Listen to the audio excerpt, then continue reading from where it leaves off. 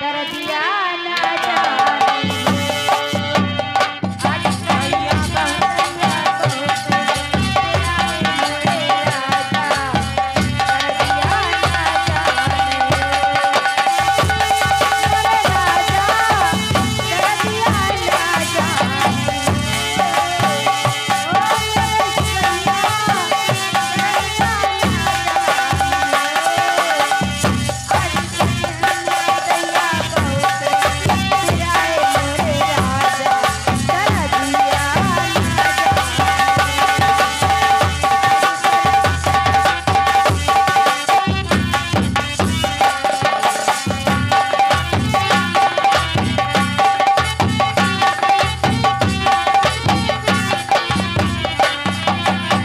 ओ मेरे सैया दर्दिया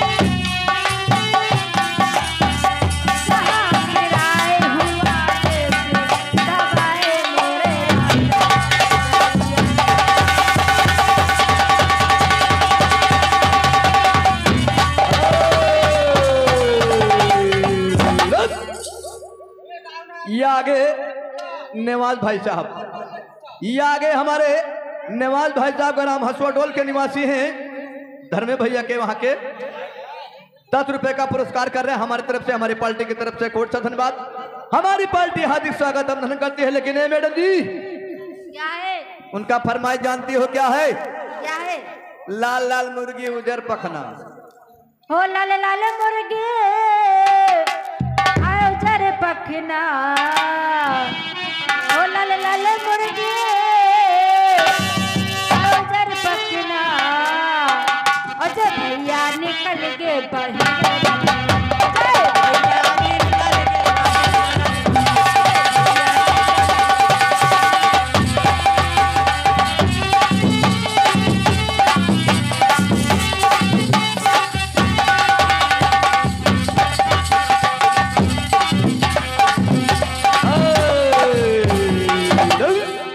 लेकिन तुहार भैया का कहत है? का अरे करिया मुर्गी ए भर्रहियाओ बताओ। अरे करिया मुर्गी अरे उधर पखना हम ना कहते तोहार भैया का था जगह परेशान किया हो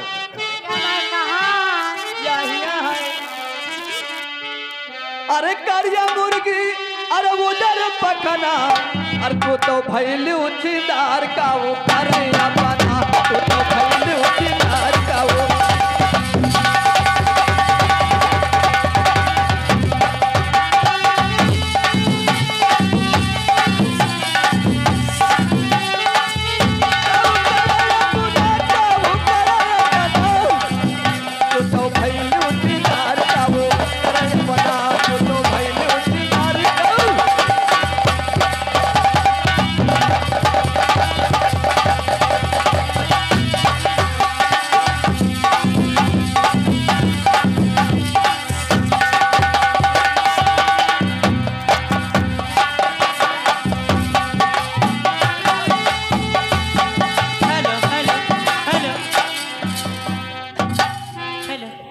दिल्ली लेके जा रहे